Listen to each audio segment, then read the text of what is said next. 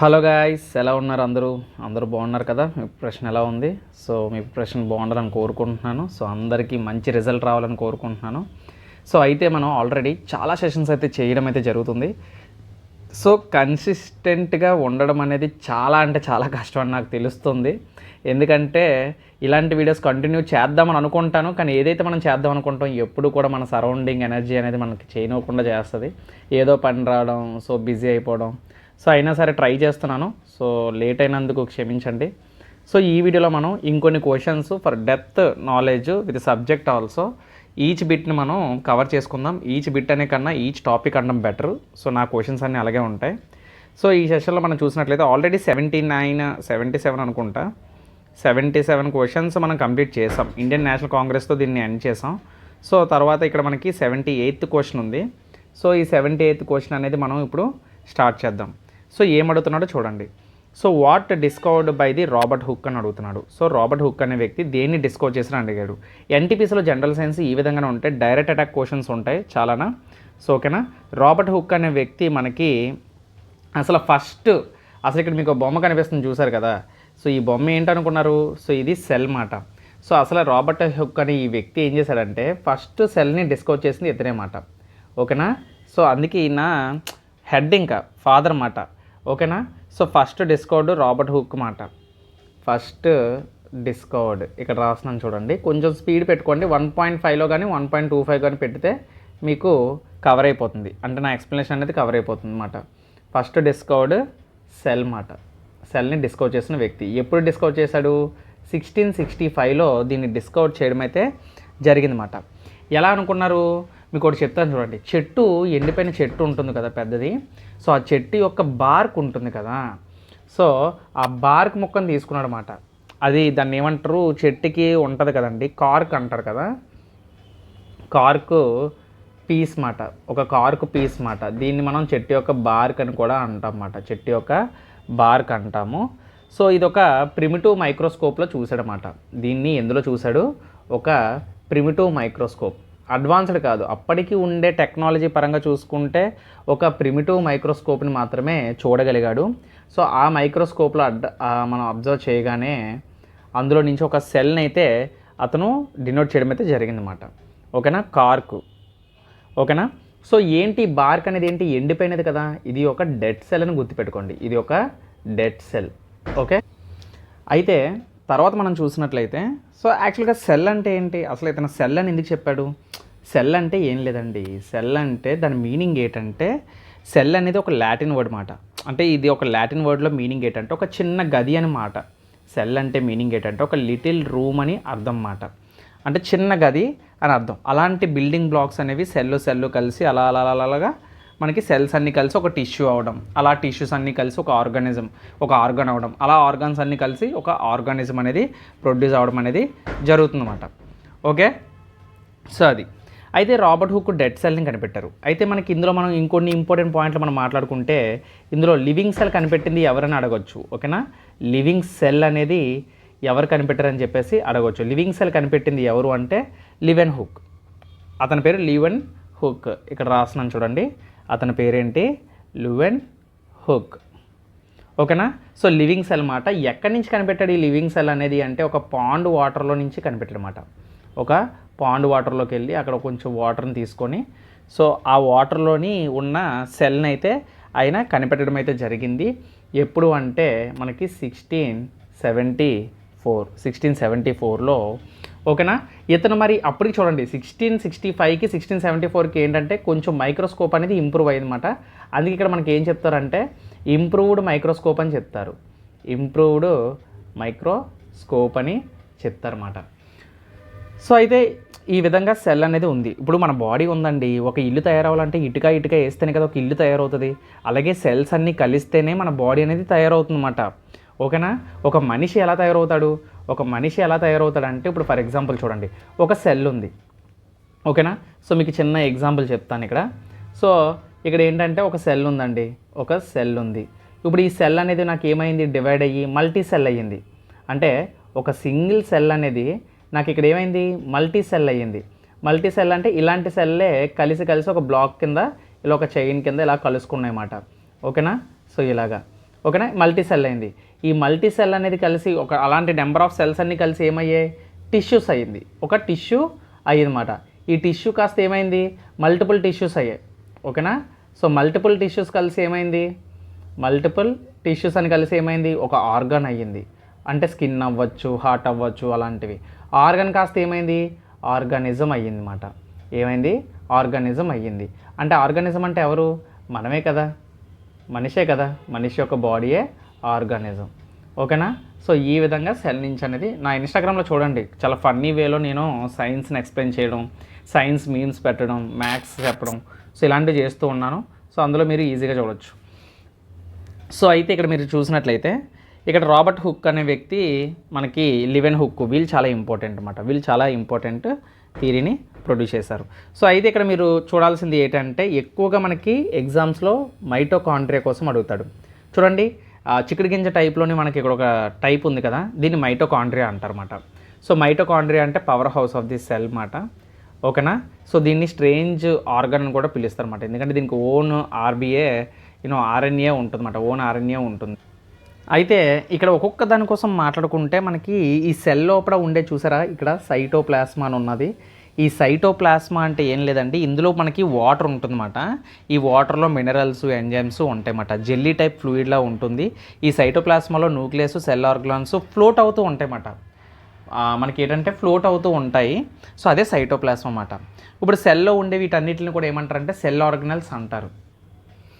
అలాగే ఇంకా మనం చూసుకున్నట్లయితే మైటోకాండ్రియా ఏమంటారు, power house of the cell అని అంటారు. ఇది మనకి ఎనర్జీని ప్రొడ్యూస్ చేస్తుంది. ఈ మైటోకాండ్రియా అనేది మనకి ఏం చేస్తుంది, ఇది మనకి ఎనర్జీని ప్రొడ్యూస్ చేస్తుంది. అంతే కదా, మరి ఎనర్జీని ప్రొడ్యూస్ చేస్తుంది. అలాగే సెల్ మెంబ్రెయిన్ అంటే మనకి సెల్లోని ఈ మెంబ్రెయిన్ అనమాట. ఈ పైన ఉండేది సెల్ మెంబ్రెయిన్ అంటారు. ఓకేనా, ఈ మధ్యలో ఉండేది ఏంటి, దీన్ని మనం న్యూక్లియస్ అంటాం. ఓకేనా, సో మెయిన్ సెంటర్ అన్నమాట. ఇందులో మనకి డిఎన్ఏ ఉంటుంది, న్యూక్లియస్లో మనకి డిఎన్ఏ ఉంటుంది. అలాగే ఇక్కడ చూడండి, ఎండోప్లాస్మిక్ రెటికులం అంటున్నాడు కదా. సో ఇందులో 2 టైప్స్ ఉంటాయి, rough endoplasmic reticulum, smooth endoplasmic reticulum. ఈ రఫ్ ఎండోప్లాస్మిక్ రెటికులంలోని ఇందులో 2 టైప్స్ ఉంటాయి. ఒకటి ఏమని చెప్పాను, ఆర్ఈఆర్ అని ఉంటుంది. ఓకేనా, ఈ ఆర్ఈఆర్ ఏం చేస్తుందంటే ఇది మనకి ప్రోటీన్ని తయారు చేస్తుంది. ఇది మనకి ఏం చేస్తుంది, ప్రోటీన్స్ని తయారు చేస్తుంది. అలాగే ఇంకోటి ఉంటుంది, ఎస్ఈఆర్ అంటారు, అంటే స్మూత్ ఎండోప్లాస్మిక్ రెటికులం అంటారు. ఇదేం తయారు చేస్తుంది, ఇది ఫ్యాట్ని తయారు చేస్తుంది. ఇది ఫ్యాట్ని తయారు చేస్తుంది అన్నమాట. చూడండి, రఫ్ ఏమించో మనం చూడండి, రఫ్ అంటే ఏం లేదు, డాట్స్ ఉంటాయి. ఎండోప్లాస్మిక్ రెటికులం మీద ఇలా డాట్స్ ఉంటాయి. స్మూత్ వచ్చేసి ఏ డాట్స్ ఉండవన్నమాట. ఇది ఫ్యాట్ని తయారు చేస్తుంది. ఇది ఏం చేస్తుంది, ఫ్యాట్ని తయారు చేస్తుంది. సో ఇది ఎండోప్లాస్మిక్ రెటికులం కోసం అన్నమాట. ఓకేనా, సో అది నెక్స్ట్ ఇంకా మనం చూసుకున్నట్లయితే లైజోజోమ్స్. ఇక్కడ లైజోజోమ్స్ ఉన్నాయి చూసారా, ఈ లైజోజోమ్స్ అనేవి సూసైడ్ బ్యాగ్స్ అంటారన్నమాట. సో మన బాడీలో ఏదైనా సరే ఫారెన్ మెటీరియల్స్ వచ్చినా, అంటే బ్యాక్టీరియా లాంటివి అన్వాంటెడ్ మెటీరియల్స్ ఏమైనా వచ్చినా, సో వాటిని డైజెస్ట్ ఎంజైమ్స్ ఉంటాయి ఇందులో లైజోజోమ్స్లో. సో మనకి డైజెస్ట్ అవ్వడానికి, అలాగే వీటికి సూసైడ్ చేసుకుంటాయి, అంటే వాటితో కలిపి వాటిని నాశనం చేయడానికి వీటి ప్రాణత్యాగం చేసేస్తాయి అన్నమాట. అందుకే వీటిని సూసైడ్ బ్యాగ్స్ అని కూడా అంటారు. ఓకేనా, సో అది ఇలా నల్లగా డాట్స్ ఉన్నాయి చూసారా, ఈ వీటిని రైబోజోమ్స్ అంటారన్నమాట. ఎప్పుడైనా చూడండి, ప్రోటీన్ సింథసిస్లో రైబోజోమ్స్ అనేవి ఒక క్రూషియల్ రోల్ని ప్లే చేస్తూ ఉంటాయి. ఓకేనా, ఒక క్రూషియల్ రోల్ని ప్లే చేస్తూ ఉంటాయి. అలాగే నెక్స్ట్ ఇక్కడ చూసినట్లయితే గాల్గి అపారటస్ అని ఉంది కదా. సో ఈ గాల్గి అపారటస్ ఏంటంటే ఇందులో మనకి సిస్టర్న్ అండ్ విసికల్స్ ఉంటాయి. మనకి ఇది కనిపెట్టింది ఎవరు అంటే కెమిలియో గాల్గి 1898లో కనిపెడతారు ఆయన. యాక్చువల్గా సింపుల్గా దీని గురించి మనం మాట్లాడాలి అంటే, గాల్గిలో వచ్చిన సింపుల్ మెటీరియల్స్ని ఇది కాంప్లెక్స్గా మారుస్తుంది. అంటే సింపుల్ మెటీరియల్స్ని కాంప్లెక్స్గా మార్చి వాటిని విసికల్స్ ఉంటాయి, దీని లోపల విసికల్స్ ఉంటాయి. ఇక్కడ చూసారు కదా వంకరగాన, ఆ విసికల్స్లోని ఇది ఏం చేస్తుంది అంటే స్టోర్ చేస్తుంది అన్నమాట. ఈ కాంప్లెక్స్ మెటీరియల్ని స్టోర్ చేస్తుంది, అలాగే డిస్ట్రిబ్యూట్ చేస్తుంది అన్నమాట. అందుకే ఇక్కడ గాల్గి అపారటస్ అనేది ఏమని పిలుస్తారంటే, ఇది మెటీరియల్ని మోడిఫికేషన్ చేస్తుంది, అలాగే మెటీరియల్ని స్టోరేజ్ చేస్తుంది, అలాగే ప్యాకేజింగ్ చేసి డిస్పాచ్ చేస్తుంది. అంటే దాని అర్థం ఏంటంటే దాని దగ్గరికి వచ్చిన మెటీరియల్స్ అన్నిటిని కూడా నీట్గా ప్యాకింగ్ చేసి వేరియస్ ప్రాసెస్ అంటే వివిధ వాటికి అది డిస్ట్రిబ్యూట్ చేస్తుంది అన్నమాట, డిస్పాచ్ చేస్తుంది ప్యాకేజింగ్ చేసి. ఓకేనా, సో అది మాట. సో ఆ విధంగా మనం ఇక్కడ గాల్గి అపారటస్ కోసం మనం తెలుసుకోవచ్చు. చూసారు కదా సెల్ కోసం సింపుల్గా మనం ఎలా మాట్లాడుకున్నామో. సో అది సో ఇంకా డెప్త్గా మనం ఎక్స్ప్లెయిన్ చేసుకోవాలనుకుంటే నేను ఆల్రెడీ సెల్ మీద కంప్లీట్ వీడియో చేశాను. సో నా ఛానల్లో ప్లేలిస్ట్లోకి వెళ్తే మీకు సెల్ ప్లేలిస్ట్ ఉంటుంది. సో అది చూస్తే ఇంకా డీటెయిల్గా మీకు తెలుస్తుంది అన్నమాట.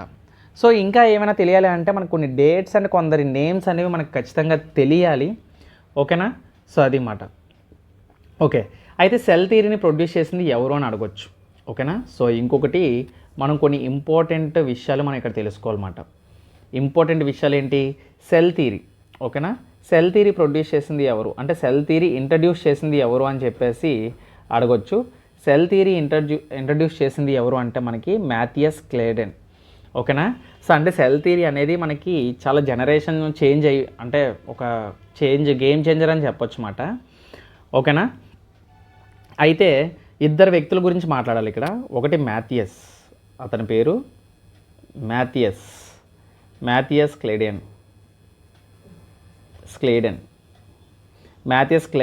ఓకేనా. 1838 మాట. 1838లో దీన్ని చేయడం అయితే జరిగింది సెల్ థియరీని. అదే నెక్స్ట్ ఇయర్లో ఇంకొక వ్యక్తి ఉంటాడు, అతను థియోడర్ స్క్వాన్.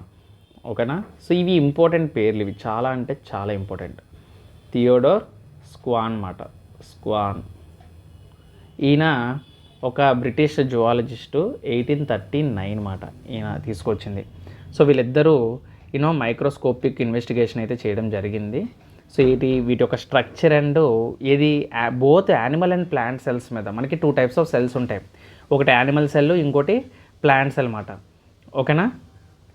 సో అది అయితే మనకి ఇక్కడ ఏమైంది అంటే మనకి అంటే సెల్ అనేది ఒక సెల్ అనేది ఇంకో సెల్ నుంచి పుట్టింది అంటే the cell is expanded.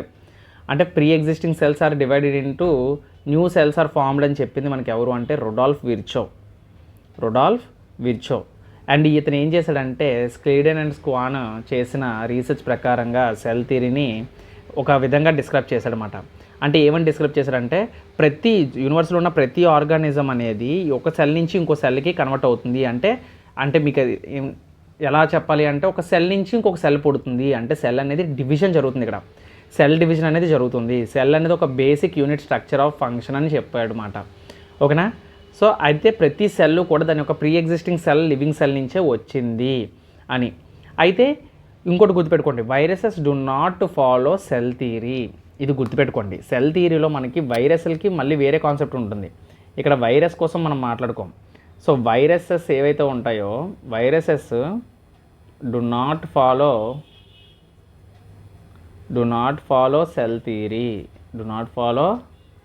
Cell theory. So అది గుర్తుపెట్టుకోండి, ఎందుకంటే వైరసెస్కి ఒక డిఫరెంట్ క్యారెక్టర్ ఉంటుంది. ఓకేనా. సో అవి హోస్ట్ మీద డిపెండ్ అయి ఉంటుందన్నమాట. ఓకేనా. సో వాటివి డిఫరెంట్ స్టోరీలే. ఓకేనా. సో అయితే చెప్పాను కదా, pre existing cells divided and new cells are formed అని చెప్పింది ఎవరు అంటే మనకు అదొకటి రాస్తున్నాను చూడండి, ఎందుకంటే అది ఇంపార్టెంట్. ఒక వ్యక్తి చెప్పాడన్నమాట. మీకు ఎలా ఇవ్వచ్చు, ఎలా అని ప్రీ ఎగ్జిస్టెడ్ అని అంటాడు, ప్రీ ఎగ్జిస్టింగ్ అంటారు. అంటే ముందుగా ఉండే సెల్స్ నుంచే ఇంకో సెల్స్ అనేవి పుట్టుకొచ్చాయి. Pre existing cells divided and new cells are formed from them అని చెప్పింది ఎవరు అని అడుగుతాడనమాట. ఎవరు అని అడుగుతారు. సో దానికి ఆన్సర్ ఏంటంటే మనకి రుడాల్ఫ్ విర్చో. ఆయన పేరేంటి? రుడాల్ఫ్ విర్చో. ఓకే. 1855. సో అది మాట. సో వీళ్ళ పేర్లు అనేవి చాలా ఇంపార్టెంట్. సో ఎన్టీపీసీకి డైరెక్టర్ కాంటాక్ట్ అడుగుతాడు కాబట్టి మనం ఇవి చెప్పుకోవడం అయితే జరిగింది. సో ఐ హోప్ మీ అందరికీ అర్థమైంది అనుకుంటున్నాను. సో ఇంకా చెప్పాలి అంటే చాలా ఉంటుంది. సెల్ డివిజన్కి వెళ్ళానంటే ఇంకా అది మరి ఇంకా పెద్ద క్లాస్ అయిపోతుంది. సో నెక్స్ట్ క్వశ్చన్కి వెళ్ళిపోదాం. అయితే ఇక్కడ నెక్స్ట్ క్వశ్చన్ మనం చూసినట్లయితే ఏమంటున్నాడు ఇక్కడ, which blood group is the universal acceptor అంటున్నాడు. ఇంతకుముందు చూసారా మనకి బ్లడ్ గ్రూప్స్ కోసం మనకి ఎన్టీపీసీలో ప్రీవియస్గా అడిగాడు ఒక క్వశ్చన్. సో నేను అప్పుడు బ్లడ్ గ్రూప్స్ కోసం మీకు అన్నీ ఎక్స్ప్లెయిన్ చేశాను. సో కాబట్టి ఇక్కడ నేను ఏమీ ఎక్స్ప్లెయిన్ చేయట్లేదు. సో డైరెక్ట్గా చెప్పేస్తున్నాను. అందరూ అంటే యూనివర్సల్ యాక్సెప్టర్ అంటే ఏంటంటే వీళ్ళు ఏ పర్సన్ అయినా సరే బ్లడ్ ఇవ్వచ్చు. వాళ్ళే ఏబి పాజిటివ్ బ్లడ్ గ్రూప్ వాళ్ళమాట. అయితే ఈ ఏబి పాజిటివ్ బ్లడ్ గ్రూప్ ఎవరికైతే ఉంటుందో వీళ్ళు they can accept blood from any person అంటే ఎవరి దగ్గరైనా సరే వీళ్ళు బ్లడ్ని తీసుకోవచ్చు. ఎనీ పర్సన్ ఆఫ్ కొన్ని కావాలంటే ఇలా రాస్తాను, any blood group. Okay. Any blood group. Okay. So ఈ ఏబీ పాజిటివ్ వాళ్ళు ఎవరైతే ఉన్నారో వీళ్ళు ఏదైనా సరే ఎవరి దగ్గరైనా సరే వీళ్ళు బ్లడ్ గ్రూప్ అనేది వాళ్ళది ఏ బ్లడ్ గ్రూప్ అయినా కళ్ళు మూసుకొని తీసుకోవచ్చమాట. ఇప్పుడు ఫర్ ఎగ్జాంపుల్ నీది ఏబీ పాజిటివ్ అనుకో, నీ అంత లక్కీ పర్సన్ ఇంకెవరు ఉండడు, నీకు ఎప్పుడు బ్లడ్ కావాలన్నా దొరికేస్తుంది అన్నమాట, ఎవరైనా అవ్వచ్చు నీకు. ఓకే, సో ఆ విధంగా. నెక్స్ట్ చూద్దాం. ఇక్కడ మనకి ఏమడుగుతున్నాడంటే రాజీవ్ గాంధీ ఖేల్ రత్న అవార్డు. సో ఇక్కడ మనకి ఏమడుగుతున్నాడు, రాజీవ్ గాంధీ ఖేల్ రత్న అవార్డు 2020 విన్నర్ ఎవరని అడుగుతున్నాడు. సో నేను ఆల్రెడీ మీకు చెప్పాను, సో మనం ప్రీవియస్ ఇయర్ క్వశ్చన్స్ కాబట్టి ఇవి మనం 2020 అనేది మనం చూడము. ఓకేనా, సో ఇది మనం 2020 మనం చూడము. ఓకే, సో ఇలా కూడా 2020 చూడడం, మనం ఏం చూడాలి, 2024 చూడాలి మనం. ఓకే, 2024లో మనం చూడాలి. అయితే ఇది చెప్పే ముందు మీకు ఒక విషయం చెప్పాలి. యాక్చువల్లీ ఈ ఖేల్ రత్న అవార్డు ఏదైతే ఉంటుందో, ఈ ఖేల్ రత్న అవార్డు అన్నాడు కదా, సో ఈ అవార్డుని యాక్చువల్గా ఇంకో పేరుతో పిలుస్తారండి. సో దీన్ని ఈ ఖేల్ రత్న అవార్డుని మేజర్ ధ్యాన్ చంద్ ఖేల్ రత్న అవార్డు అని కూడా అంటారు. ఓకేనా, దీన్ని ఏమని పిలుస్తారు, మేజర్. ఓకేనా, major Dhyan Chand Khel Ratna award, Khel Ratna award అని కూడా అంటారన్నమాట. ఓకేనా, సో అది. సో ఇది యాక్చువల్గా చెప్పాలి అంటే ఇండియాలోనే ఇండియా యొక్క హైయెస్ట్ స్పోర్టింగ్ హానర్ అన్నమాట. అంటే స్పోర్టింగ్ హానర్కి ఇస్తారన్నమాట ఇది. ఓకేనా, హానర్. ఓకే, సో అయితే ఇక్కడ మనం చూసినట్లయితే 2024 ఇది మనకి ఎస్టాబ్లిష్ అయ్యింది. పర్ఫార్మెన్స్ కాస్త 1991 to 92లోని స్టార్ట్ అయితే అయ్యింది. మనకి ministry of youth affairs and sports వాళ్ళు ఎస్టాబ్లిష్ చేయడం అయితే జరిగింది. సో ఇందులో విన్నర్స్కి మనకి మెడల్స్ ఇస్తారు, సర్టిఫికేట్ ఇస్తారు, ఒక 25 లక్షల క్యాష్ అయితే ఇవ్వడం అయితే జరుగుతుంది. ఓకేనా, సో అయితే మనకి ఇప్పుడు మనం 2025 అంటే 24-25 మనం చూసుకున్నట్లయితే ఇక్కడ 25 చూసుకున్నట్లయితే మనకి 25లో ఇన్ 2025 సో ఇందులో మనకి ఎవరు అంటే మనకి కొన్ని టర్మ్స్ ఉంటాయి, అంటే కొన్ని గేమ్స్ ఉంటాయి. For example Khel Ratna award అనేది మనకి కొన్ని అథ్లెట్స్కి ఇస్తారన్నమాట. ఫర్ ఎగ్జాంపుల్ హాకీ తీసుకోండి. ఇప్పుడు హాకీ ఉంది కదా, సో ఇప్పుడు హాకీ ఏదైతే ఉందో హాకీకి ఎవరికి వచ్చింది, హర్మన్ ప్రీత్కి వచ్చింది. హర్మన్ ప్రీత్ సింగ్కి రావడం అయితే జరిగింది. అలాగే ఇంకొక వ్యక్తి అంటే షూటింగ్, ఆ వ్యక్తి ఎవరు అంటే షూటింగ్లోకి వచ్చిందన్నమాట. ఈ షూటింగ్లో ఎవరికి వచ్చింది అంటే మాను బాకర్. తప్పుగా ఏమైనా చదువుంటే ఏమనుకోవద్దు. ఓకేనా, అలాగే చెస్ ఉంటాయి. ఇప్పుడు చెస్లో కూడా ఇస్తారు కదా మనకి. సో ఈ చెస్లో ఎవరికి వచ్చింది అంటే మనకి గుకేష్కి వచ్చిందన్నమాట. సో ఈ విధంగా మాట. ఓకేనా, పారా అథ్లెటిక్స్ కూడా జరుగుతుంది మనకి. ఇంకేంటంటే పారా అథ్లెటిక్స్ అంటారు. ఇందులో పాల్గొన్న వ్యక్తికి కూడా ఇవ్వడం అయితే జరిగిందన్నమాట, పారా అథ్లెటిక్స్. సో ఇందులో మనకి ఎవరికి వచ్చింది అంటే అతని పేరు వచ్చేసి ప్రవీణ్ కుమార్.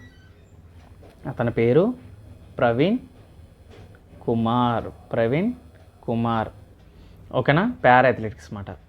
ఓకేనా, సో ఇది ఎప్పుడు జరిగింది అంటే మనకి యాక్చువల్గా మనకి 2025 ఇవన్నీ కూడా మనకి ఎప్పుడు జరిగిందంటే 2005లో జరిగింది. అదే 2025 17th మాట, జనవరి 2025లో జరగడం అయితే జరిగింది ఖేల్ రత్న అవార్డ్స్.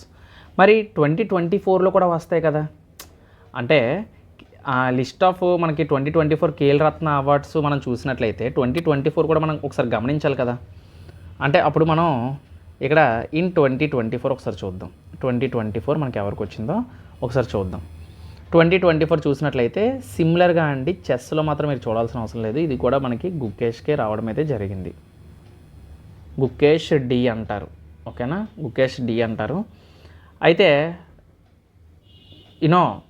2024 2025 మనకి సేమ్ అనౌన్స్మెంట్ ఉంటుంది. అండ్ ఇప్పుడు నేను చెప్పాను ఏవైతే పైన చెప్పానో అవే ఉంటాయి మ్యాక్సిమం కూడా. అంటే ఎందుకంటే నేను కన్ఫ్యూజ్ అయ్యాను. 2024లో ఆడిన వాళ్ళకి మనకి ప్రైజెస్ అయితే మనకి జనవరిలో ఇవ్వడం అయితే జరిగింది ఇక్కడ. ఓకేనా, సో 2024 అవార్డ్స్ అంటే ఇదే వస్తుందండి. సో ఇది 2024 అవార్డ్సే వస్తుంది. ఓకేనా, నేను కన్ఫ్యూజ్ అయ్యాను. 2024 అవార్డ్సే మనకి 2025లో ఇవ్వడం అయితే జరిగింది. సో మీరు కావాలంటే గూగుల్లో చెక్ చేసుకోవచ్చు. నేను అన్ని క్రాస్ చెక్ చేసుకొని నేను చెప్తున్నాను. ఓకేనా. సో అది సో వీళ్ళకైతే ఇవ్వడం అయితే జరిగింది. సో ఈ విధంగా మనం చదువుకోవాలన్నమాట. So major Dhyan Chand Khel Ratna award అనేది ఎవరికి ఇచ్చారు అంటే ఈ విధంగా మనం చూసుకోవాలి.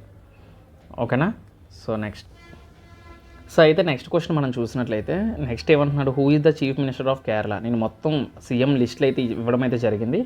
బట్ ఆల్రెడీ మనకి రెగ్యులర్ క్వశ్చన్స్లో ప్రతి షిఫ్ట్లో అడుగుతున్నాడు కాబట్టి షిఫ్ట్ ప్రకారం నేను క్వశ్చన్ లాగేస్తున్నాను కాబట్టి నాకు మళ్ళీ రిపీటెడ్ క్వశ్చన్స్ కొన్ని రావచ్చు. సో అందుకనే ఎలాగో సింగిల్ ఆన్సర్సే కాబట్టి మనం రాసేద్దాం ఇక్కడ. సో సీఎం ఆఫ్ కేరళ ఎవరండి, చీఫ్ మినిస్టర్ ఎవరు కేరళకి ఇప్పుడు ప్రెజెంట్ అంటే పీనరాయి విజయన్ అన్నమాట. Okay, Pinarayi Vijayan. So CM governors already list అయితే నేను చెప్పడం అయితే జరిగింది. ఓకేనా. అంటే కర్ణాటక సిద్ధరామయ్య, తమిళనాడు ఎంకే స్టాలిన్, గోవా ప్రమోద్ సావంత్ ఇలా మాట, ఆంధ్రప్రదేశ్ చంద్రబాబు నాయుడు, తెలంగాణ రేవంత్ రెడ్డి. ఈ విధంగా మీరు గుర్తుపెట్టుకోవాలన్నమాట. నెక్స్ట్ క్వశ్చన్ చూద్దాం. అయితే ఇక్కడ మనం నెక్స్ట్ క్వశ్చన్ చూద్దాం. సో నెక్స్ట్ క్వశ్చన్ చూసినట్లయితే మనకి ఇక్కడ ఏమంటున్నాడు, on which date is the constitution day was celebrated. ఓకేనా, ఏ తేదీన రాజ్యాంగ దినోత్సవాన్ని ఏ తేదీన జరుపుకుంటారని చెప్పేసి అడుగుతున్నాడు అన్నమాట ఇక్కడ మనకి. సో ఇందులో మనం చెప్పుకోవాలనుకుంటే చాలా బిట్స్ అనేవి మనకు వస్తాయండి. కాకపోతే డ్రాఫ్టింగ్ కాన్స్టిట్యూషన్ అంటే కాన్స్టిట్యూషన్ కోసం అడుగుతున్నాడు కాబట్టి దానికి సంబంధించిన డే అంటే దానికి రిలేటెడ్గా మాట్లాడుకుందాం. మొత్తం పాలిటీ కింద కాకుండా ఓన్లీ కాన్స్టిట్యూషన్ డేకి రిలేటెడ్గా అంటే ఈ పదానికి రిలేటెడ్గా మనం మాట్లాడుకుందాం. మీకు తెలుసా కాన్స్టిట్యూషన్ డేని మనం యాక్చువల్గా దీన్ని సంవిధాన్ దివాస్ అని కూడా అంటారు. ఓకేనా, దీన్ని ఏమంటారు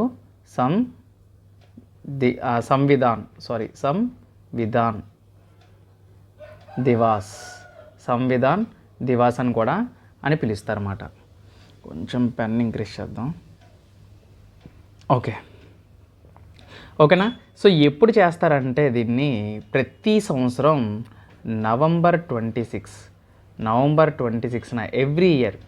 ఓకేనా, ఎవ్రీ ఇయర్ ఇది చేస్తారన్నమాట. ఎవ్రీ ఇయర్ మనకి సంవిధాన్ దివాస్ అనేది కాన్స్టిట్యూషన్ డే అనేది సెలబ్రేట్ చేస్తారు. ఎప్పుడు నవంబర్ 26న. ఎందుకు ఒకసారి చూద్దాం. సో మనం బ్యాక్గ్రౌండ్ ఆఫ్ ఇండియన్ కాన్స్టిట్యూషన్ మనం చూసినట్లయితే మనకి ఇంతకుముందు కాన్స్టిట్యూషన్ బ్రిటిష్ వాళ్ళ పరిపాలన ఉన్నప్పుడు మనం చాలాసార్లు సెల్ఫ్ గవర్నెన్స్ కోసం అండ్ కొలోనియల్ రూల్ మాకు వద్దు, మాకు డిమాండ్ ఫర్ మీ అంతలో మేము పరిపాలించుకుంటామని చెప్పేసి మనం 200 సంవత్సరాలుగా బ్రిటిష్ వాళ్ళు మనల్ని పరిపాలిస్తుంటే అడిగి చివరికి 1947లో మనకి ఇండిపెండెన్స్ వచ్చింది. కానీ మీకు తెలుసా 1934 అనుకుంటా ఎంఎన్ రాయ్ అని ఒక వ్యక్తి ఉంటాడండి.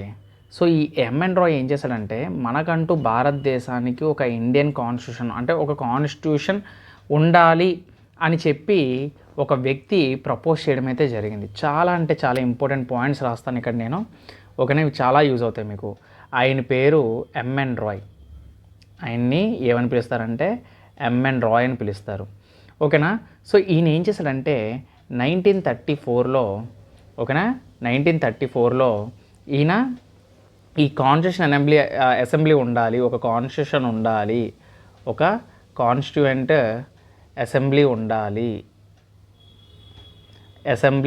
ఉండాలి అని చెప్పేసి ఫస్ట్ ప్రపోజ్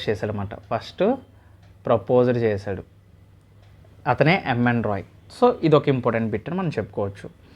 అలాగే తర్వాత మనం చూసుకున్నట్లయితే బ్యాక్గ్రౌండ్లో మనం చూసుకున్నట్లయితే 1935 గవర్నమెంట్ ఆఫ్ ఇండియా యాక్ట్ అనేది ఒక బేస్మెంట్ అని చెప్పుకోవచ్చు మన ఇండియన్ కాన్స్టిట్యూషన్కి. సో ఏంటంటే గవర్నమెంట్ ఆఫ్ ఇండియా యాక్ట్ 1935 ఏదైతే మనకి GOI అంటే గవర్నమెంట్ ఆఫ్ ఇండియా యాక్ట్ 1935 అనేది ఒక బేసిక్ ఆఫ్ ఇండియన్ కాన్స్టిట్యూషన్కి చాలా ఇంపార్టెంట్. ఫెడరల్ స్ట్రక్చర్ అవ్వచ్చు, చాలా రూల్స్ అనేవి దీని నుంచే తీసుకోవడం అయితే జరిగిందన్నమాట.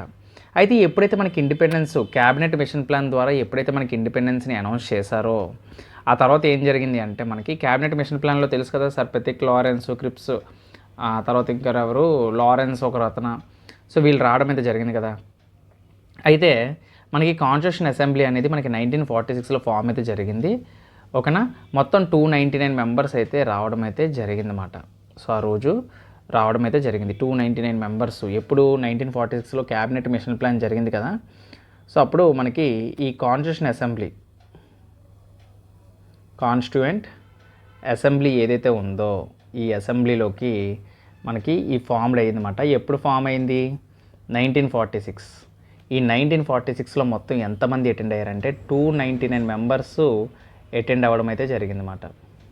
అంటే కొంతమంది రాలేదు ఇక్కడికి, 299 మెంబర్స్, అది వేరే స్టోరీ అది. ఓకేనా, ఎందుకు రాలేదు ఏంటనేది మనం తర్వాత చూసుకోవచ్చు. ఈ అసెంబ్లీకి ప్రెసిడెంట్గా మనకి రాజేంద్ర ప్రసాద్ గారిని ఎన్నుకోవడం అయితే జరిగింది. అలాగే ఒక డ్రాఫ్ట్ కమిటీని వాళ్ళు మెన్షన్ చేయడం అయితే జరిగిందన్నమాట. ఒక డ్రాఫ్ట్ కమిటీని వాళ్ళు అనౌన్స్ చేయడం అయితే జరిగిందన్నమాట. అంటే ఒక డ్రాఫ్ట్ కమిటీని ఫామ్ చేశారు. ఎప్పుడు ఫామ్ చేశారంటే ఈ డ్రాఫ్ట్ కమిటీని ఆగస్టు 29, 1947లో దీన్ని ఫామ్ చేయడం అయితే జరిగింది. ఎవరు ఫామ్ చేశారంటే దీనికి చైర్మన్ వచ్చేసి మనకి డాక్టర్ బిఆర్ రావ్ అంబేద్కర్ గారు. డాక్టర్ బిఆర్ అంబేద్కర్, భీమ్రావ్ రామ్జీ అంబేద్కర్ అంటారన్నమాట. సో యాక్చువల్గా చెప్పాలంటే ఈయనే చైర్మన్ అన్నమాట. ఈయనే చైర్మన్. అందుకే సో ఈయన చైర్మన్ కాబట్టి మొత్తం ఈయనే drafting committee chairman, Indian constitution రాయడానికి రీజన్ కాబట్టి అందుకే ఈయన్ని ఫాదర్ ఆఫ్ ఇండియన్ కాన్స్టిట్యూషన్ అంటారు. ఈయన్ని father of Indian constitution.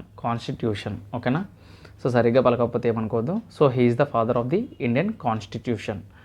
So అయితే మొత్తం డ్రాఫ్ట్ కాన్స్టిట్యూషన్ అనేది ఈయన ఎప్పటికీ కంప్లీట్ అయింది అంటే ఈ డ్రాఫ్ట్ కమిటీ అనేది మొత్తం రాసి వివిధ దేశాల నుంచి తీసుకున్నారండి. ఐర్లాండ్, తర్వాత ఆస్ట్రేలియా, జర్మనీ, తర్వాత రష్యా, యూకే, యూఎస్ఏ, వీళ్ళందరి దగ్గర నుంచి వాళ్ళు కొన్ని రూల్స్ అనేవి కాపీ చేయడం అయితే జరిగింది.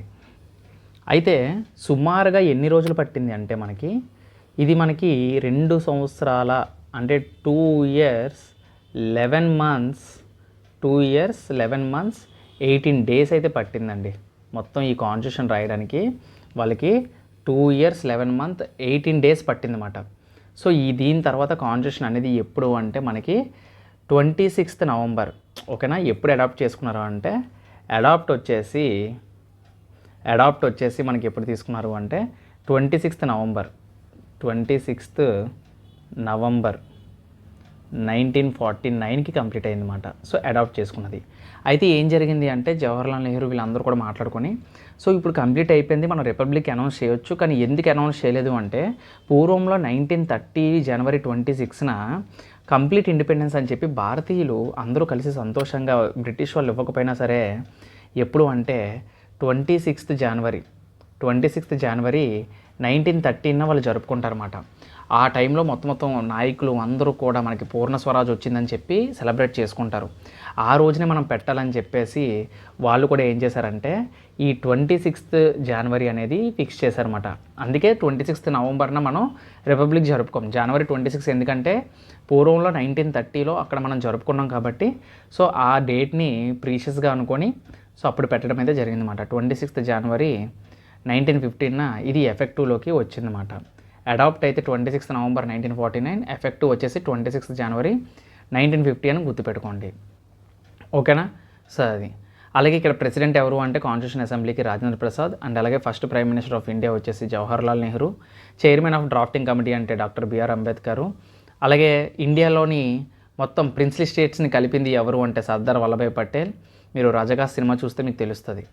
అలాగే మౌలానా అబ్దుల్ కలాం ఆజాద్, ఈయన ఒక మెంబరు డ్రాఫ్టింగ్లోని.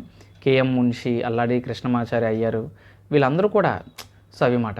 సో ఏముంటాయి ఈ కాన్స్టిట్యూషన్లో అంటే వీళ్ళు ఏం తయారు చేశారు కొన్ని ఇంపార్టెంట్ పాయింట్స్ నేను చెప్తాను చూడండి.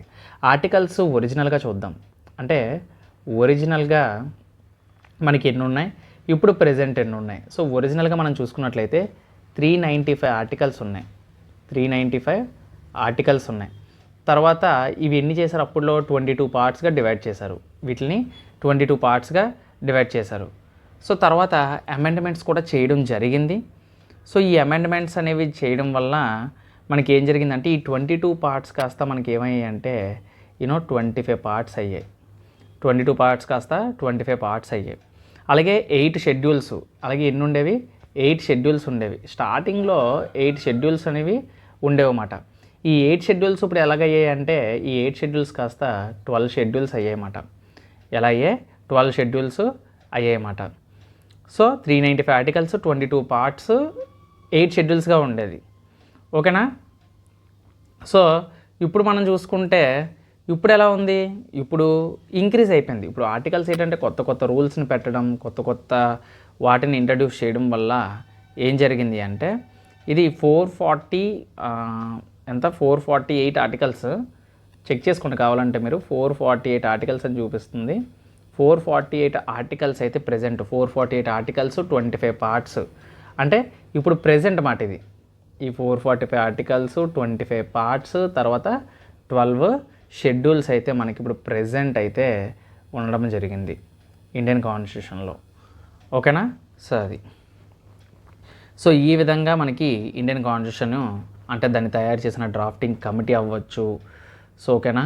సో ఆ కమిటీ అవ్వచ్చు, ఏదైనా సరే మీరు ఈ విధంగా గుర్తుపెట్టుకోవాలి. ఓకేనా? సో అది సో అయితే డ్రాఫ్టింగ్ కమిటీలో వీళ్ళు ఎవరెవరు రాశారు? ఓన్లీ మనకి అంబేద్కర్ గారేనా అంటే లేదండి, అందులో మెంబర్స్ ఉంటారు. ఒక 7 డ్రాఫ్టింగ్ కమిటీ మెంబర్స్ ఉంటారు. వాళ్ళు ఎవరో ఒకసారి చూద్దాం. సో ఇక్కడ మనం డ్రాఫ్టింగ్ కమిటీ మెంబర్స్ ఒకసారి చూద్దాం. సో నేను ఆల్రెడీ మీకు చెప్పాను చైర్మన్ ఎవరని చెప్పాను, నేను డాక్టర్ బిఆర్ అంబేద్కర్ గారు అని చెప్పాను కదా, డాక్టర్ బిఆర్ అంబేద్కర్ గారు. ఓకేనా? ఈయనే చైర్మన్ అని చెప్పాను. అలాగే ఫాదర్ ఆఫ్ ఇండియన్ కాన్స్టిట్యూషన్ కూడా ఈయననే చెప్పాను. ఓకేనా? సో ఈయన ఒక సోషల్ రిఫార్మరు, ఎకనామిస్టు, అబ్బో చాలా.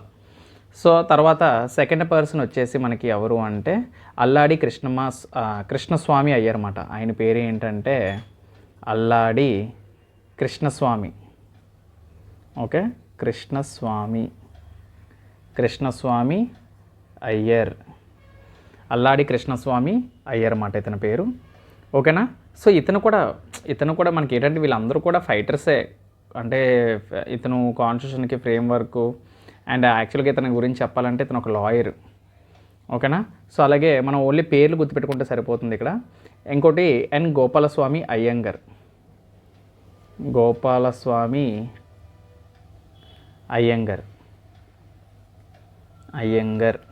ఓకేనా? తర్వాత సో అయితే మనకి ఇక్కడ నెక్స్ట్ ఇంకోటి వచ్చేసి ఇంకొక వ్యక్తి పేరు ఉంటుంది, అది కేఎం మున్షి. అదొకటి ఇంపార్టెంట్, కేఎం మున్షి మాట. సో అదొకటి ఇంపార్టెంట్. నెక్స్ట్ ఇంకోటి ఏంటంటే మనకి సయ్యద్ మొహమ్మద్ సదుల్లా. ఆయన పేరు ఏంటంటే సయ్యద్ మొహమ్మద్ సాదుల్లా. ఓకేనా? సో అది నెక్స్ట్ ఇంకొక వ్యక్తి వచ్చేసి మిట్టర్, బిఎల్ మిట్టర్ అంటారు, బిఎల్ మిట్టర్. ఓకేనా? సో అయితే ఇక్కడ మీరు ఒకటి గుర్తుపెట్టుకోవాలి, బిఎల్ మిట్టర్కి మనకి అంటే మధ్యలోని సో ఈయన జనరల్గా వెస్ట్ బెంగాల్లో పనిచేసేవారు అడ్వకేట్ కింద. అయితే ఈయన ఏమైందంటే ఒకసారి ఇతనికి హెల్త్ ఇష్యూ బాగా రావడం వల్ల సో ఇతన్ని రీప్లేస్ చేసి ఆ ప్లేస్లో ఎన్ మాధవ్ గారిని పెడతారన్నమాట. ఓకేనా? ఎన్ మాధవ్ గారిని రీప్లేస్ చేస్తారు. ఎన్ మాధవ్ గారిని మాధవరావు అంటారు, యాక్చువల్గా మాధవరావు. సో ఆయన్ని రీప్లేస్ చేయడం అయితే జరుగుతుంది. ఆ తర్వాత 7th మెంబర్ వచ్చేసి డిపి ఖైతాన్ అంటారు. ఆయన పేరు ఖైతాన్ అంటారు. సో ఈయన కూడా ఏంటంటే మనకి ఇంకొక వ్యక్తితో రీప్లేస్ చేస్తారు. ఈయన లేక టిటి కృష్ణమాచారి అని అతని పేరు ఉంటుందన్నమాట. టిటి కృష్ణమాచారి. ఓకే. సో ఎన్ మాధవరావు, టిటి కృష్ణమాచారి. సో వీళ్ళు రీప్లేస్ అయిన వ్యక్తులు అన్నమాట. ఎన్ మాధవరావు ఎవరిని రీప్లేస్ చేశారని అడిగితే బిఎల్ మిట్టర్ అని చెప్పాలి. ఎందుకంటే బిఎల్ మిట్టర్ హెల్త్ ఇష్యూ వల్ల చెప్పాను కదా, హెల్త్ ఇష్యూ వల్ల రిజైన్ చేస్తారు అన్నమాట. ఈయన హెల్త్ ఇష్యూ వల్ల రిజైన్ చేస్తాడు. సో అలాగే డిపి ఖైతాన్ కూడా ఏంటంటే మనకి డిపి ఖైతాన్ కూడా రిజైన్ చేస్తే, అంటే అసలు యాక్చువల్గా డిపి ఖైతాన్ రిజైన్ కాదండి, యాక్చువల్గా ఆయన చనిపోతారు. ఆయన చనిపోవడం వల్ల టిటి కృష్ణమాచారి వస్తారన్నమాట. ఓకేనా? సో వీళ్ళిద్దరూ కూడా ఈయన వచ్చేసి చనిపోతాడన్నమాట, డెత్. సో అందుకని చెప్పేసి ఆయన ప్లేస్లో టిటి కృష్ణమాచారి రావడం అయితే జరుగుతుందన్నమాట. ఓకేనా? సో అది వీళ్ళండి డ్రాఫ్టింగ్ కమిటీ యొక్క మెంబర్స్. సో వీళ్ళే కానీ లేకపోతే మన కాన్స్టిట్యూషన్ ఇంత బాగా తీర్చిదిద్దేవారే కాదు. ఓకేనా? సో ఇక్కడ మనం నెక్స్ట్ క్వశ్చన్ చూసినట్లయితే, సో నెక్స్ట్ క్వశ్చన్ ఏమంటున్నాడు, which country topped the human development index అని అడుగుతున్నాడు. సో ఎక్కడ మనకి హ్యూమన్ అంటే ఏ కంట్రీ మానవ అభివృద్ధి సూచికల్లో అగ్రస్థానంలో ఉన్న దేశం ఏదని చెప్పేసి ఇక్కడ అడుగుతున్నాడు. అసలు హ్యూమన్ డెవలప్మెంట్ ఇండెక్స్ అంటే ఏంటి, అసలు ఎందుకు ఇది మనం తెలుసుకోవాలి, అనేది ఒకసారి మనం మాట్లాడుకుందాం. అయితే ప్రతిసారి కూడా మనకి యాక్చువల్గా ఇప్పుడు మనం ఇండెక్స్ దేనికోసం మాట్లాడుకోవాలి అంటే మనకి ఎప్పుడు కూడా మనం పాతది కాదు, రీసెంట్గా మనకి జరిగిన 2023 నుంచి అలాగే 2024 వరకు జరిగిన ఇండెక్స్ కోసం అయితే మనం మాట్లాడుకుంటాం. సో ఇది ఏంటంటే హెచ్డిఐ అన్నమాట. ఈ హెచ్డిఐ అంటే ఏంటి? Human development index. యాక్చువల్గా ఈ హ్యూమన్ డెవలప్మెంట్ ఇండెక్స్ అనేది మనకి ఎవరు ప్రొడ్యూస్ చేస్తారు అంటే దీన్ని రిలీజ్ చేస్తారు కదా. యాక్చువల్గా దీన్ని రిలీజ్ చేసేది ఎవరు అంటే it is released by UNDP మాట. It is released by UNDP. ఏంటి సార్ యుఎన్డిపి అంటే? యుఎన్డిపి అంటే ఇది వచ్చేసి మనకి యునైటెడ్ నేషన్స్. యుఎన్ అంటే యునైటెడ్ నేషన్స్ డెవలప్మెంట్ ప్రోగ్రామ్. ఓకేనా? యుఎన్డిపి అంటే దీని యొక్క హెడ్ క్వార్టర్స్ మనకి యుఎస్ న్యూయార్క్లో ఉంది. యుఎస్ న్యూయార్క్లో అయితే ఉందిమాట. ఇది మనకి 1965లో దీన్ని ఫౌండ్ చేయడం అయితే జరిగింది. ఓకేనా? సో 1965లో దీన్ని ఫౌండ్ చేయడం అయితే జరిగింది. సో ప్రతి సంవత్సరం కూడా వీళ్ళు రిలీజ్ చేస్తారన్నమాట. ఈసారి 2023 యొక్క టైటిల్ ఏంటంటే 24 యొక్క టైటిల్ ఏం పెట్టారు అంటే వీళ్ళు యాక్చువల్గా బ్రేకింగ్ ద గ్రిడ్ లాక్ అని పెట్టారన్నమాట. సో టైటిల్స్ ఉంటాయన్నమాట ప్రతిసారి. సో ఈసారి ఏం పెట్టారంటే బ్రేకింగ్ ద గ్రిడ్ లాక్ అని పెట్టడం అయితే జరిగిందన్నమాట. ఓకేనా? Reimagining the corporation in a polarised world అన్నమాట. బ్రేకింగ్ ద గ్రిడ్ లాక్ అని చెప్పేసి గుర్తుపెట్టుకోండి, సరిపోతుంది. ఓకేనా? సో ఫస్ట్ హ్యూమన్ ఇండెక్స్ మనకి ఎప్పుడు ప్రొడ్యూస్ చేశారంటే మనకి హెచ్డిఐ ఈ యుఎన్డిపి మనకి ఎప్పుడు అంటే 1990లో రిలీజ్ అయితే చేసిందన్నమాట. ఫస్ట్ మనకి ఎప్పుడు చేశారు? 1990లో చేయడం అయితే జరిగిందన్నమాట. ఏం చేస్తారు అసలు హ్యూమన్ డెవలప్మెంట్ ఇండెక్స్ అంటే? వీళ్ళు ఏ కంట్రీల్లో ద బర్త్ రేట్ అనేది చూస్తారన్నమాట. అంటే లైఫ్ ఎక్స్పెక్టెన్సీ, ఒక మనిషి ఎలా బతుకుతున్నాడు, ఎంతకాలం బతుకుతున్నాడు. ఓకేనా? ఒక మనిషి పుట్టిన దగ్గర నుంచి వాడు చనిపోయిన వరకు అది లైఫ్ ఎక్స్పెక్టెన్సీ. తర్వాత ఎకనామికల్గా, సో ఎకనామిక్ స్టాండర్డ్స్ కూడా ఇందులో చూడడం అయితే జరుగుతుందన్నమాట. అలాగే హెల్త్ లైఫ్ అనేది ఎలా ఉంటుంది, నాలెడ్జ్ పరంగా, హెల్త్ లైఫ్ పరంగా, స్టాండర్డ్ ఆఫ్ లివింగ్ అనేది ఇక్కడ చూస్తారన్నమాట. మనిషి యొక్క ఒక స్టాండర్డ్ ఆఫ్ లివింగ్ ఎలా బతుకుతున్నాడు అనేది చూస్తారన్నమాట. అది ఎకనామికల్ పరంగా అని చెప్పొచ్చు. యాక్చువల్గా మీకు తెలుసా ఈ హెచ్డిఐని దీన్ని డెవలప్ చేసింది, ఇది యాక్చువల్గా ఎవరు డెవలప్ చేశారో తెలుసా? ఇట్ ఈజ్ డెవలప్డ్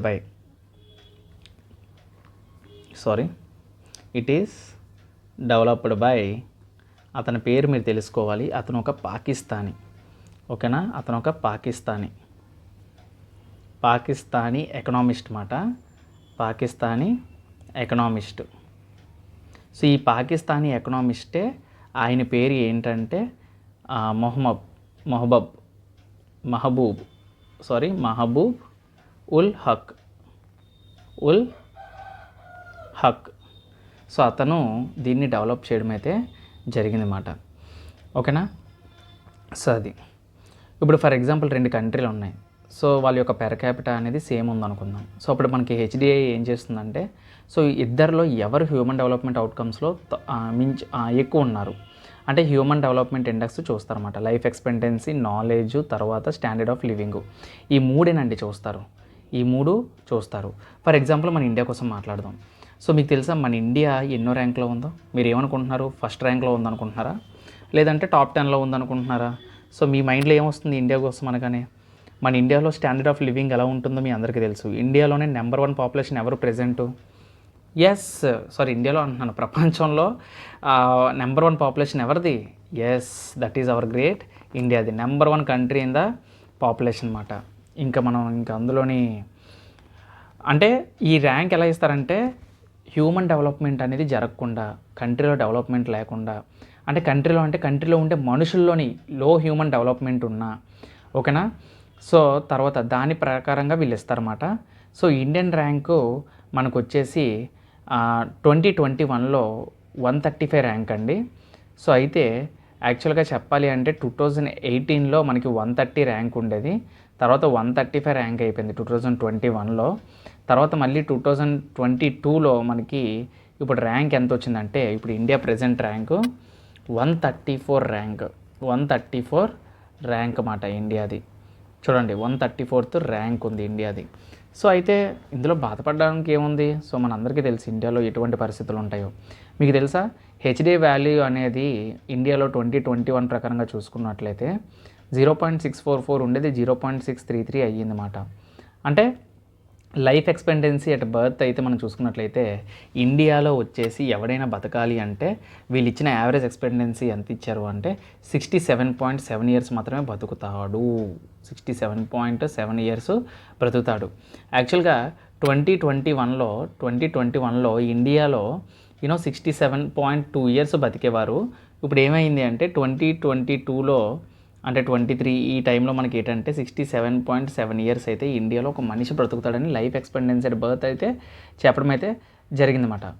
అయితే ఎక్స్పెక్టెడ్ ఇయర్స్ ఆఫ్ స్కూలింగ్ అయితే 12 ఇయర్స్ టు 11.9 ఇయర్స్ పెరగడం అయితే జరిగింది. అయితే అలాగే gross national income per capita అంటే ఇన్కమ్ ఎకానమీ చూసుకున్నట్లయితే మనకి $6,951 నుంచి $6,542 అయితే రావడం అయితే జరిగింది. ఓకేనా? సో అందుకే మాట ఇవన్నీ కూడా ఇప్పుడు మీరు కావాలంటే పాకిస్తాన్ చూడండి, పాకిస్తాన్ ర్యాంక్ మీరు అడగొచ్చు, ఎందుకంటే మీరు ఆలోచించేది అదే. పాకిస్తాన్ ర్యాంక్ అయితే 164 ర్యాంకు. యాక్చువల్గా పాకిస్తాన్ ర్యాంక్ 164. ఓకేనా? ఇంకా ఆఫ్ఘనిస్తాన్ అంటారా? ఆఫ్ఘనిస్తాన్ అయితే ర్యాంకు 182 మాట. 182 మాట. సో ఇలా మాట. సో ఈవెన్ చైనా చూసుకున్న చైనా యొక్క ర్యాంక్ ఎంత అనుకున్నారు? అంత పెద్ద పాపులేషన్ ఉన్నా సరే చైనా యొక్క ర్యాంక్ చూస్తే మీరు షాక్ అయిపోతారు. చైనా యొక్క ర్యాంకు 75. చూడండి చాలా దగ్గరగా ఉంది. అంత పెద్ద జనాభాను పెట్టుకొని హ్యూమన్ డెవలప్మెంట్ ఇండెక్స్ వాళ్ళు 75 ఇచ్చారంటే చైనా ఏ రేంజ్లో ఉందో మనం ఒకసారి ఆలోచించుకోవాలి. ఓకేనా? సో మరి ర్యాంక్ ఫస్ట్ ర్యాంక్ ఎవరు అంటే నిజంగా పెద్ద ప్రైజే ఇవ్వాలండి. హ్యాపీయెస్ట్ కంట్రీ అంటారు, కొన్ని కంట్రీస్లో ఉంటాయి. ఫస్ట్ వచ్చేసి మనకి ఇక్కడ స్విట్జర్లాండ్. ఓకేనా? సో ఎవరికి వచ్చింది అంటే ఫస్ట్ మనకి ఇక్కడ స్విట్జర్లాండ్ వాళ్ళకి వచ్చింది. ఓకేనా? సో తర్వాత ఎవరికి వచ్చింది సెకండ్ అంటే నార్వే తర్వాత ఎవరికి వచ్చింది అంటే ఐస్లాండ్. ఎప్పుడైనా సరే హ్యాపీయెస్ట్ కంట్రీలో చూడండి, ప్రపంచంలో ఆనందంగా బతికే కంట్రీలు ఏవైనా ఉన్నాయంటే నార్వే, ఐస్లాండ్, స్విట్జర్లాండ్ ఈ పేర్లే చెప్తారు. హెవెన్ అంటారు. ఈవెన్ MS ధోనికి ఫేవరెట్ ప్లేస్ స్విట్జర్లాండ్లోనే ఉన్నది.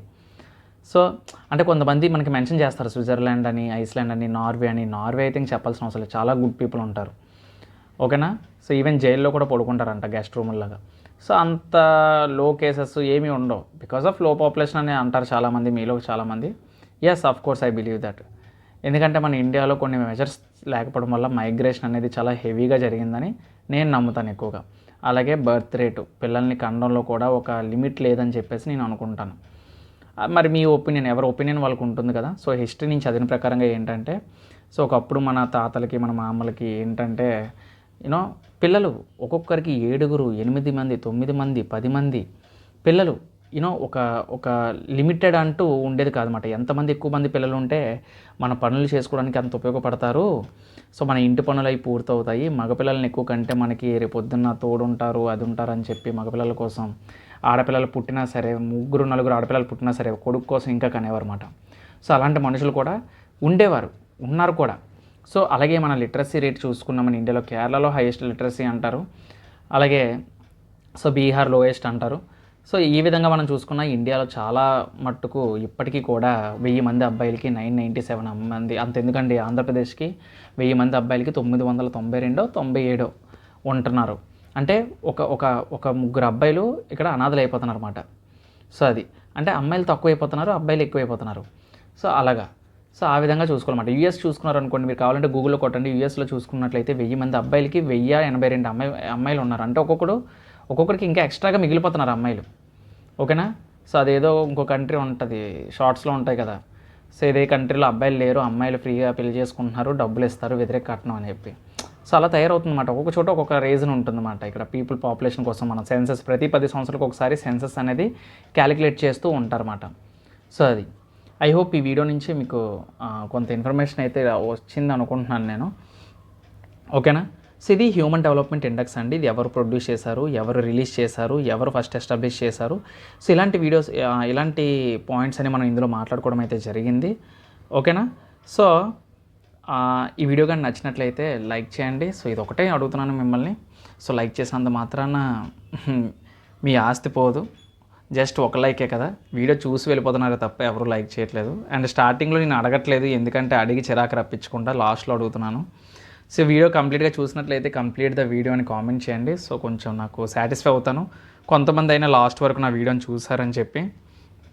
సో నెక్స్ట్ వీడియోలో ఇలాంటి మంచి కాన్సెప్ట్స్ తోటి, మంచి క్వశ్చన్స్, మంచి కాన్సెప్ట్ తోటి మనం డిస్కస్ చేద్దాం. ఇంకా ఇలాంటి కాన్సెప్ట్స్, నాలెడ్జ్ ఎంతో మనం గెయిన్ చేసుకుందాం. అలాగే ఎగ్జామ్స్కి బాగా ప్రిపేర్ అవ్వండి. సో ఏ డౌట్స్ ఉన్నా టెలిగ్రామ్లో పోస్ట్ చేయండి. సో చాలామంది మురళి అని ఒక వ్యక్తి ఉంటాడు, నిజంగా చాలా యాక్టివ్గా ఉంటాడు. ఇప్పుడు నేను మెన్షన్ చేస్తున్నాను అబ్బాయి పేరు. మీకు ఏ డౌట్స్ ఉన్నా పెట్టండి, నేను ట్రై చేస్తాను. నాకు కుదరక నేను పెట్టట్లేదు కానీ. సో మిగతా వాళ్ళు చాలామంది ఉన్నారు, దాన మురళి, ఇంకో వ్యక్తి ఎవరు ఉంటారు. సో వాళ్ళు ఏంటంటే వాళ్ళు మీకు మెసేజ్ చేస్తారు, వాళ్ళు కూడా సాల్వ్ చేస్తూ వాళ్ళు కూడా ప్రిపేర్ అవుతున్నారు అన్నమాట.